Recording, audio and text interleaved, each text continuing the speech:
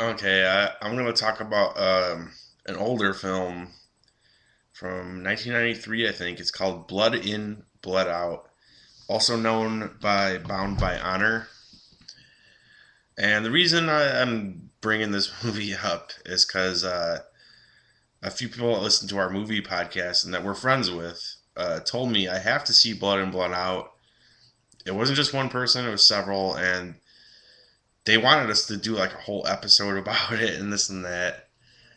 And I watched it, and it's I don't have kind things to say about Blood In, Blood Out, and I could see how if you saw it back when it first came out, you might have an attachment to it. But this movie is very, very flawed.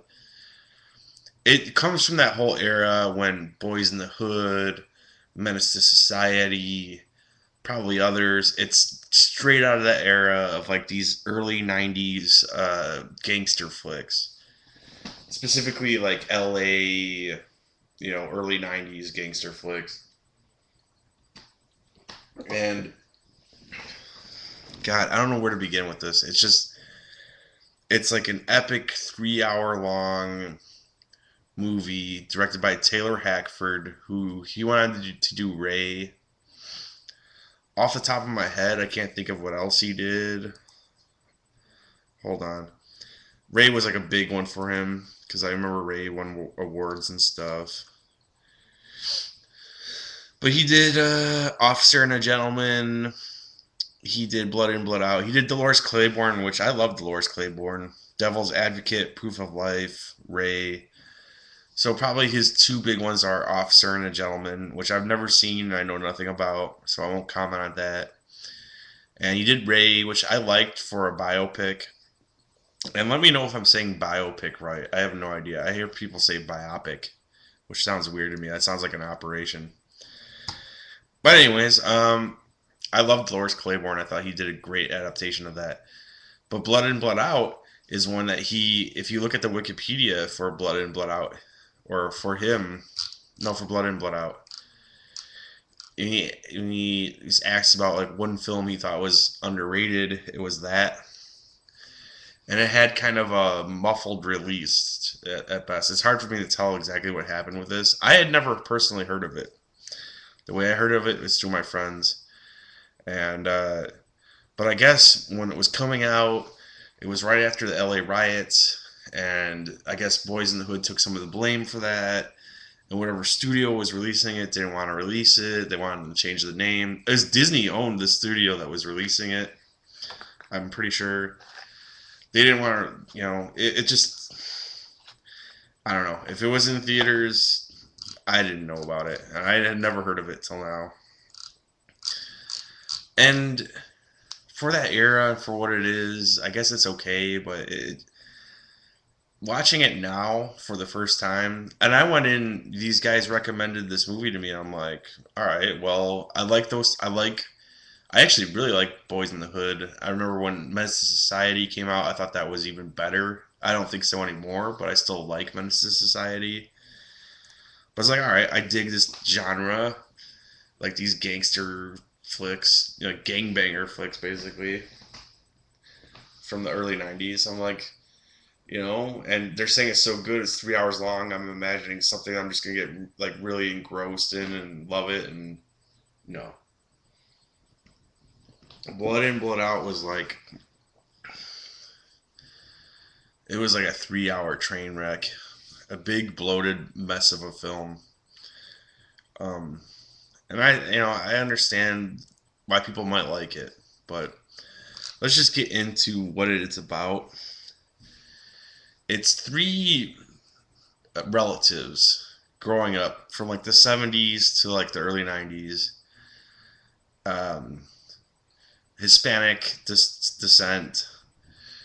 So it covers, like this whole side of, this whole gang life that doesn't get a lot of, you know, coverage or whatever in films. There's not a lot of films about Mexican gangs or Spanish, speaking people or, whatever.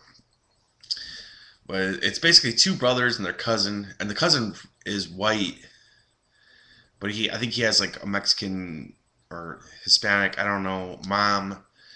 The dad is white, but he looks white. So it's these two brothers and a cousin, and it follows them from the early '70s to early '90s, basically 20 years, and the paths that their lives take in, I think it's East LA. Yeah, East LA. And you know, I don't want to like give away too much, but it's a really long movie, so there's a lot to talk about. But they basically run with this gang, so to speak, called the Vatos Locos, and they get caught up in some trouble, and their lives, go on very different paths, and just the film is extensive in what it goes into, and in 3 hours for this, it felt like it could have been cut, but I don't want to say who or the specifics, but one of them becomes an addict. One of them is spends most of his life in jail. One of them actually becomes a cop, and so he's working against the people. He's working against his family, and that is a good premise. Like it's a good idea. Like this epic crime drama where you know it's going in all these different directions, and you have these family members who turn on each other and their lives go on these different paths. Like it could have been great stuff. And like I said, there's people out there who think it is, but the leads are Benjamin Bratt, and Jesse Borrego, and Damien Chapa. And Damien Chapa is like the white guy, Miklo. And the problem with this movie, besides the fact that it's just way too long, is it comes across as very corny. It feels very aged and dated now. And he's one of the worst offenders in it. Like his performance is not very good. I'm trying to be kind, but he just gives like these stilted deliveries of his lines. Uh, Jesse Borrego as Cruz is pretty good, and Benjamin Bratt actually as Paco is one of the strengths. But they just even Benjamin Bratt, like he's forced to say corny things from time to time. The supporting cast is really uneven.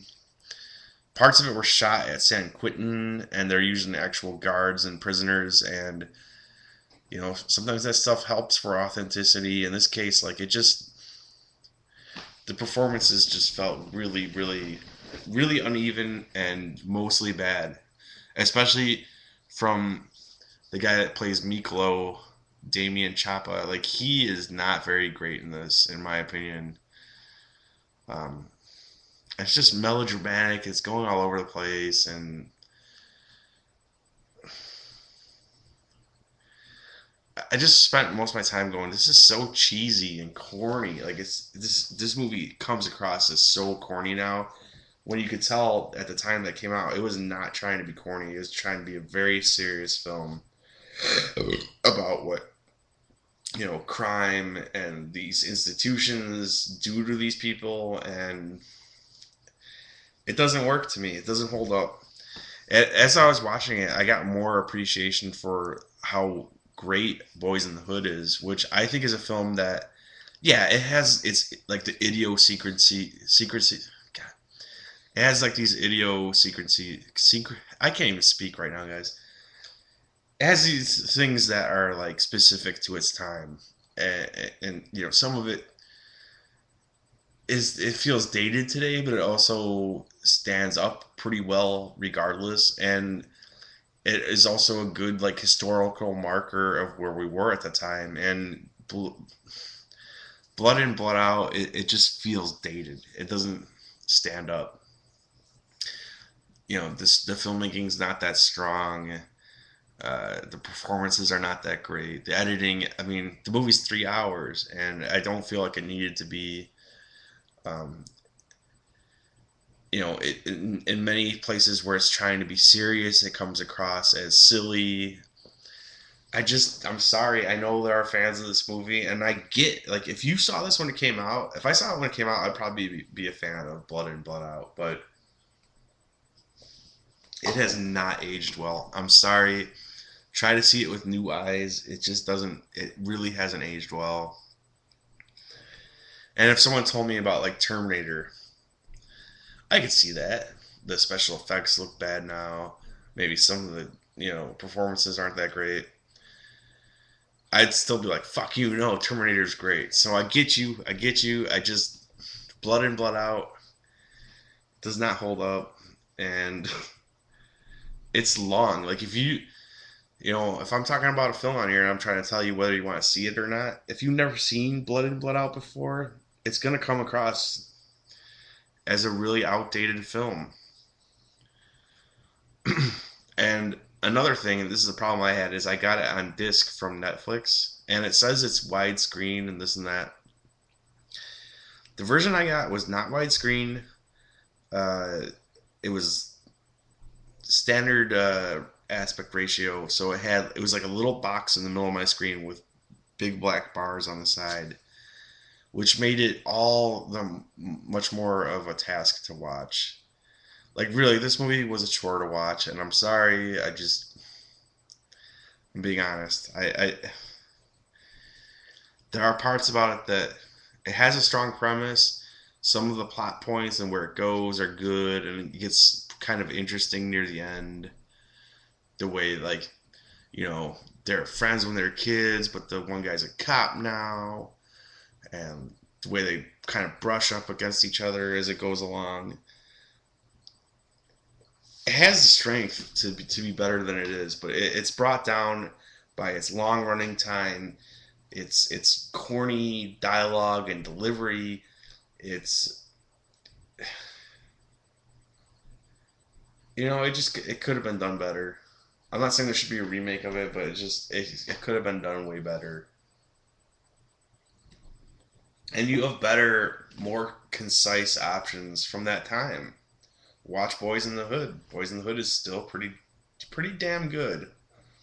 Pretty good performances all around in that. He got some, was it John Singleton? He got some great stuff out of like Ice Cube and Cuba Gooding and the really powerful performances. And here it's like most of it comes across like a bad action movie from the 80s or something, just like the way that people act. It's just and the editing and the filming of everything, it feels older than it even is. I think Boys in the Hood came out at least 2 years prior to it, and it doesn't feel nearly as old as Blood In Blood Out does. So I don't know. I haven't said much except that I think it's too long and it's pretty damn corny. And if you're going in to watch it, be warned. It doesn't. It hasn't aged that well. And I hate to do it. I want to give it 3 out of 5, but to me, 3 out of 5 is a recommendation, and I'm actually not recommending this. I'm gonna go 2 out of 5 for Blood In, Blood Out.